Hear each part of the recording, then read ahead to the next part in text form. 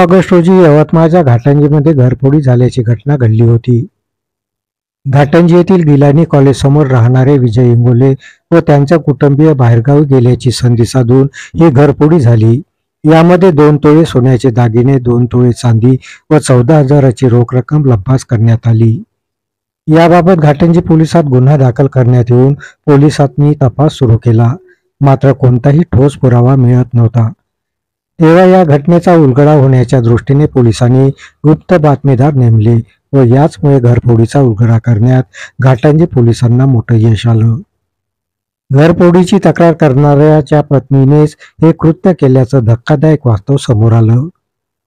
प्रियकरासाठी तिने आपल्याच घरात हात साफ केल्याचं पोलीस तपासातून निष्पन्न झालं. अशा प्रकारे घाटंजी पोलिसांनी या घरफोडीचा पर्दाफाश केला. संजय ढवळे, प्रतिनिधी, JTV न्यूज मराठी.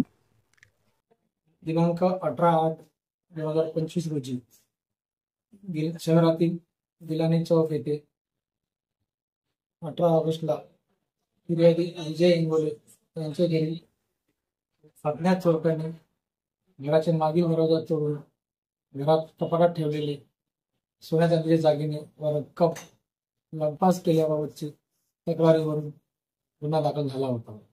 सदर गुन्ह्याच्या अनुषंगाने आम्ही केलेल्या तपासादरम्यान पायाचे ठसे, फिंगरप्रिंट इत्यादी पुरावे तपासले. तसेच संशयितांना विचारपूस केली, परंतु यातून काही सुगावा न लागल्याने आम्ही पारंपरिक पद्धतीने खबरी गुप्त बातमीदार नेमून माहिती घेतली. त्या माहितीवरून आम्हाला घरातीलच फिर्यादीची पत्नी ही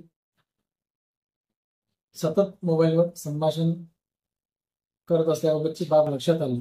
ही बाब लक्षात आल्याने संशयित यांना विचारपूस करून माहिती घेतली असता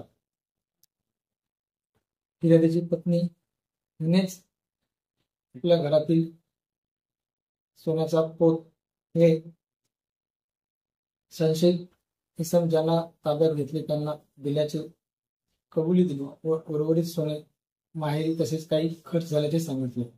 वरून सदरचा गुन्हा उघडकीस आणण्यात आला.